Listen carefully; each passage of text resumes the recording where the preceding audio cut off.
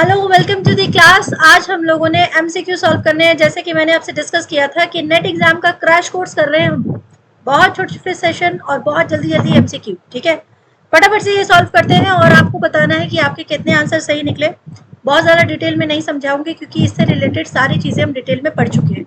अगर आप लोगों ने वो सारे वीडियोज़ देखे हैं तब बहुत अच्छी बात है, नहीं देखे हैं तो एक बार आप चैनल पे जाके वो सारे वीडियोज़ भी देख सकते हैं। ठीक है, मैं लिंक डिस्क्रिप्शन पे दे दूंगी, अदरवाइज आप अगर चैनल पे क्लिक करेंगे तो अभी लेटेस्ट में ही वो सारे आपके पास वीडियोस आ जाएंगे। तो चलो फटाफट से स्टार्ट करते हैं आज का फर्स्ट क्वेश्चन है, in the context of adult learners what academic characteristics is associated with the ability to apply theoretical knowledge to real world situation. मतलब ये बताया गया कि अडल्ट लर्नर जो होता है उसके लिए एकेडमिक करेक्टरिस्टिक क्या है, जो किससे एसोसिएट करेगी, उसमें कौन एबिलिटी देता है कि वो रियल वर्ल्ड की सिचुएशन को हैंडल कर सके। ठीक है, rote memorization, critical thinking skills, limited prior knowledge, difficulty with abstract concept. जो हिंदी में पढ़ना चाहते हैं वो मुझे कमेंट सेक्शन करके बताएंगे, नहीं तो मतलब मेरे पास मैक्सिमम स्ट्रेंथ फिलहाल इंग्लिश मीडियम वाले स्टूडेंट्स के, इसलिए इंग्लिश मीडियम में ही ज्यादा मैं आपको ऑप्शंस दे रही हूँ। ठीक है, तो सही आंसर क्या होगा? Road memorisation, critical thinking skills, limited prior knowledge, difficulty with abstract concept. बहुत सारे लोगों ने इसका सही आंसर दे दिया होगा। इसका राइट आंसर होगा क्रिटिकल थिंकिंग। बिल्कुल, जब हमारे माइंड में क्रिटिकल थिंकिंग वाला स्टेज हम वहां तक पहुंच जाते हैं तो हम जो रियल वर्ल्ड सिचुएशन होती है उसको समझ पाते कि कैसे हम हैंडल करेंगे। ठीक है, चलिए नेक्स्ट क्वेश्चन नंबर 2 है आपका। ये क्वेश्चन क्लियर हो गया। नेक्स्ट क्वेश्चन है, which individual difference factor can affect an adult learner learning style and preferences. Individual difference वो फैक्टर कौन सा है जो इफेक्ट करेगा किसी अडल्ट के लर्निंग स्टाइल पर और उसके प्रेफरेंसेस पे, मतलब उसे क्या अच्छा लगेगा। Socio economic status, cultural background, personality type, geographic location. सही आंसर क्या होगा? ऑब्वियसली पर्सनालिटी टाइप ना, वो मतलब हर एक इंसान में जो अलग अलग भेद होता है किस कारण होता है, उसकी पर्सनालिटी के हिसाब से भेद होता है। नेक्स्ट क्वेश्चन है, what emotional characteristics is essential for adult learners to maintain motivation and perseverance in their studies. वो इमोशनल कैरेक्टरिस्टिक्स जो है वो क्या है जो किसी अडल्ट लर्नर में एक मोटिवेशन पैदा करता है, उसकी स्टडी के प्रति प्रिजर्वेंस करता है। तो emotional detachment, self efficacy, emotional dependence, emotional suppression, ये सारे जो नए नए वर्ड होते हैं ये कंफ्यूज करते हैं। इसका राइट आंसर होगा सेल्फ एफिकेसी। सेल्फ एफिकेसी का मतलब क्या होता है? सेल्फ एफिकेसी का मतलब होता है जब हम उस पड़ाव पे पहुंच जाते हैं जब हम ध्यान से अपना मतलब दिमाग से हम डिसीजन ले सकते हैं, हम इंडिपेंडेंटली सोच सकते हैं, सही और गलत में भेद कर सकते हैं। सेल्फ एफिकेसी, हम अपने आप को मोटिवेट कर सकते हैं कि भाई हमें पढ़ाई क्यों करनी है, हमें क्यों आगे बढ़ना है, तो उसको सेल्फ एफिकेसी कहते हैं। नेक्स्ट क्वेश्चन है, which social factor can influence an adult learner's sense of belonging and engagement in educational setting। ये जितने भी क्वेश्चन है सब नए क्वेश्चन है, कोई भी आपसे पहले मतलब पुराना क्वेश्चन लिया गया नहीं है, जो एकदम लेटेस्ट आए हुए हैं वो क्वेश्चन है। वो सोशल फैक्टर कौन सा है जो प्रभाव डालता है अडल्ट लर्नर की सेंसेस पे कि वो जो उसके मतलब बिलोंगिंग्स है या एजुकेशनल सेटिंग में उसकी एंगेजमेंट है वो किस चीज पे डिपेंड करती है? क्या कल्चरल बैकग्राउंड पे, मैरिटल स्टेटस पे, एज ग्रुप पे, या फिर पॉलिटिकल एफिलिएशन से? ये कॉमन सेंस वाले क्वेश्चन है, आराम से पता चल सकता है कि सोशल फैक्टर की बात हो रही है। आपको कीवर्ड को पढ़ना है। ठीक है, सोशल फैक्टर की बात हो रही है, क्या इन्फ्लुएंस करेगा? मैरिटल स्टेटस, एज ग्रुप या पॉलिटिकल एफिलिएशन। सोशल की बात कर रहे हैं तो कल्चरल बैकग्राउंड ही इफेक्ट मतलब जो है इम्पैक्ट करेगा। कई बार देखने से लगता है क्वेश्चन टफ है बट आंसर बहुत इजी होते हैं। कीवर्ड को नोटिस करना। Which academic characteristic is crucial for adult learner in online educational environment? इसमें से कौन सा है जो अडल्ट लर्नर के लिए, जो ऑनलाइन एजुकेशन एनवायरनमेंट होता है उसके लिए एक इम्पॉर्टेंट कैरेक्टरिस्टिक्स बनता है? Limited access to resources, strong digital literacy skills, dependence on traditional teaching method, lack of self discipline. अब आप लोग जो है इसका आंसर तो बहुत आसानी से देंगे, ये तो बहुत ही ईजी दिया गया है।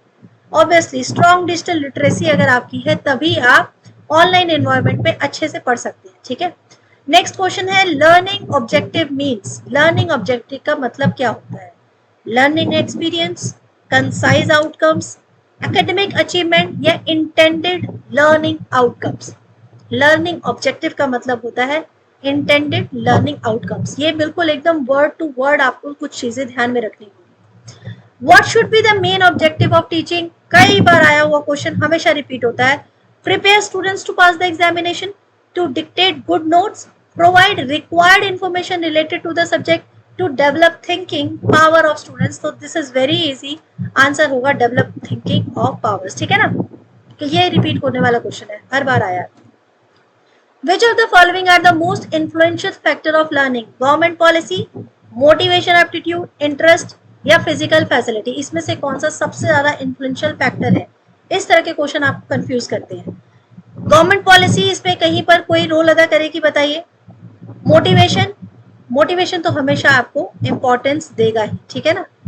एप्टीट्यूड आपका क्या हेल्प करता है, बताइए। एप्टीट्यूड और एटीट्यूड, हमेशा ये वर्ड को ध्यान रखिएगा। एप्टीट्यूड आपकी जो नॉलेज होती है, आपकी जो आप अपने लिए कुछ सोचते हैं, कुछ आपकी क्रिटिकल एबिलिटी होती है, ठीक है। Interest, physical facilities. तो एप्टीट्यूड यानी बी और सी, बी और सी कहाँ है, यहाँ पर भी है, यहाँ पर भी है, और कहीं नहीं है। तो इन दोनों में से देखना है, ए है नहीं तो आंसर ऑटोमेटिकली आपका बी हो जाएगा, ठीक है। कुछ कुछ चीजें इस तरह से भी आपको सॉल्व करनी है।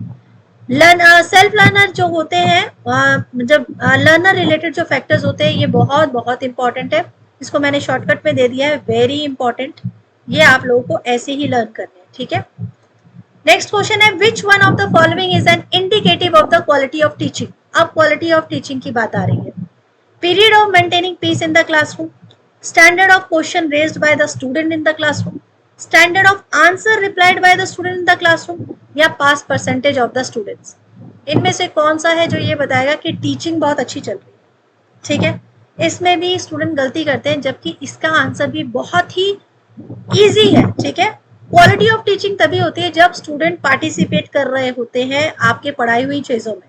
इसीलिए मैं कहती हूँ कि कमेंट किया करो, आंसर बताया करो। तो आंसर क्या होगा, जब जो क्वेश्चंस करते हैं स्टूडेंट खड़े होकर, उनके स्टैंडर्ड ऑफ क्वेश्चन से पता चल जाता है कि टीचर कैसे पढ़ा रहे हैं। In which level of teaching the learner get an opportunity to discriminate at the length between positive and negative example of concept.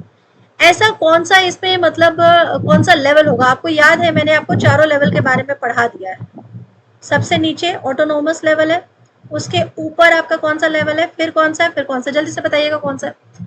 सबसे टॉप पे कौन सा आता है, रिफ्लेक्टिव, ठीक है। रिफ्लेक्टिव सबसे टॉप पे, उससे नीचे अंडरस्टैंडिंग, उसके नीचे मेमोरी, ठीक है। एकदम याद रखना, रूमा, रूमा, ठीक है। किसी का नाम होता है, सॉरी, इस तरह से याद रख सकते हैं आप लोग। तो यहाँ पर आपको बताना है कि वो अपॉर्चुनिटी, वो अवसर जब इंसान पॉजिटिव और नेगेटिव चीजों को समझने लग जाता है, उसको क्या कहेंगे, ऑब्वियसली वो आएगा आपका अंडरस्टैंडिंग लेवल पर।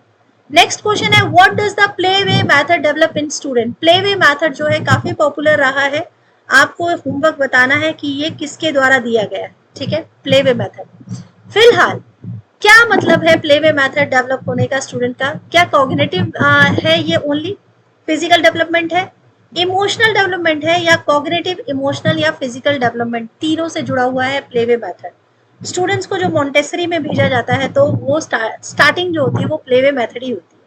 तो इसका राइट आंसर क्या हुआ, cognitive and emotional physical development, ये तीनों तरह का ही प्ले वे जो होता है मेथड उसमें यूज किया जाता है। A teacher gives a lot of positive, ये लास्ट क्वेश्चन है आज का, ठीक है।